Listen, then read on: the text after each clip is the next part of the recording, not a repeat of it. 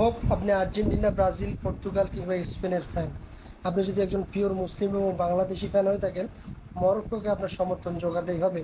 কারণ আজকে সাইবেরি যে ফুটবল ইতিহাসে যে নাম লেখালেন, অনবদ্য এক ইতিহাস রচনা করলেন, তার মাথা ফেটে যে রক্ত ঝরছিল মাঠের মধ্যে, সেই দৃশ্য সবাইকে নাড়া দিয়েছে। এই সাইবেরির শেষ প্ল্যানটি শুটআউটেই মরক্কো রাউন্ড অফ 32 থেকে রাউন্ড অফ 16 নিশ্চিত করেছে। এই হাই ভোল্টেজ ম্যাচে নেদারল্যান্ডের সাথে শুরুর দিকে দুদলকে আক্রমণ এবং কাউন্টার অ্যাটাকে ব্যস্ত ছিল, কিন্তু 72তম মিনিটে এসে গ্যাকপোর একটি কাউন্টার অ্যাটাক থেকে গোল পায় নেদারল্যান্ডস। মনে হচ্ছিল যে এই 1-0 গোলের লিড নিয়েই নেদারল্যান্ডস বিশ্বকাপের রাউন্ড অফ 16 নিশ্চিত করতে যাচ্ছে এবং বিদায় নিচ্ছে গতবারের ডার্ক হর্স মরক্কোর সৈনিকরা। মরক্কো গতবার পর্তুগাল এবং স্পেনের মতো ভারী দলকে কোয়ার্টার ফাইনাল এবং রাউন্ড অফ 16 থেকে বিদায় করে দিয়েছিল। এবার তারা সেই 32 ম্যাচ অপরাজিত থেকে, সেই আরব লিগের ফাইনাল থেকে শুরু করে যা ছিল তাদের অর্জন, সব অর্জন নিয়ে বিশ্বকাপে তারা এসেছিল। বিশ্বকাপে এসেই তারা শুরুর দিকেই তেমন একটা পারফরমেন্স করতে পারেনি। ব্রাজিলের সাথে এক এক গোলের সমতা কিছুটা তাদেরকে সহায়তা করেছে এই রাউন্ড অফ 32-তে আসার জন্য। রাউন্ড অফ 32 তাদের প্রতিপক্ষ নেদারল্যান্ড, যাদেরকে কিনা এক ধরনের চ্যাম্পিয়ন বলে ঘোষণা দিয়েছিল অনেক অর্থনীতিবিদ থেকে শুরু করে যারা প্রেডিকশন দিচ্ছিল, তারা অনেকেই মনে করছে যে নেদারল্যান্ড এই বিশ্বকাপে ভালো কিছুর জন্য এসেছে, এই বিশ্বকাপ থেকে তারা ভালো কিছুই সংগ্রহ করবে।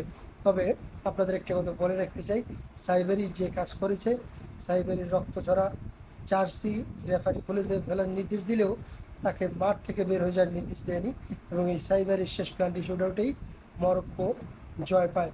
শুরুর দিকে 72 মিনিটে গোল কনসিড করার পর খেইহারা হয়ে যায় মরক্কোরা।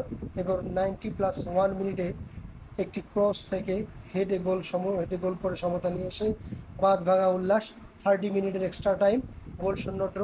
প্রথম প্ল্যানটি শুটআউটেই মরক্কো পোস্ট বারে লাগে এবং প্রথম প্ল্যানটি শুটআউটেই মিসড করে ফেলে মরক্কোর প্লেয়ার।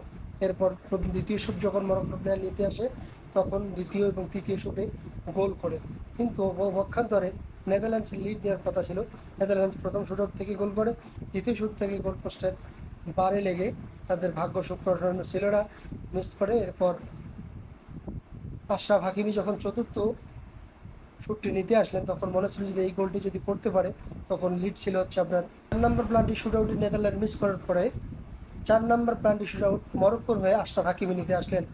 মনে হচ্ছিল এই আশরাফ হাকিমির শ্যুটটাই মরক্কোকে পৌঁছে দিবে রাউন্ড অফ 16-এ, কিন্তু না, আশরাফ হাকিমি সবাইকে হতাশ করে গোল পোস্টের বাড়ি লেগে বল ঘুরে আসলো এবং ভাগ্য সুপ্রসন্ন ক্ষেত্রে ছিল না।